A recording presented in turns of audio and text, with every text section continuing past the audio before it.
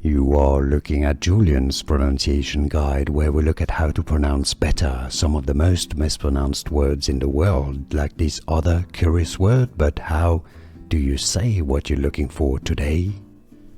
Name pronunciation. If you want to learn more confusing medical terms, make sure to stay tuned. The name of a disorder, otherwise known as St. Vitus dens.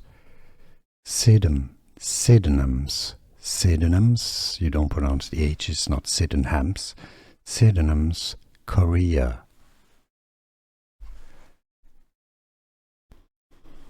Name pronunciation. If you want to learn more confusing medical terms, make sure to stay tuned. The name of a disorder, otherwise known as St. Vitus dens. Sydenhams. Sydenhams, you don't pronounce the H, it's not Sydenhams. Sydenhams, Chorea. Here are more videos on how to pronounce more confusing words and names too many mispronounced. Like this video if you found it useful. I appreciate your support. I'll see you soon and thanks for watching.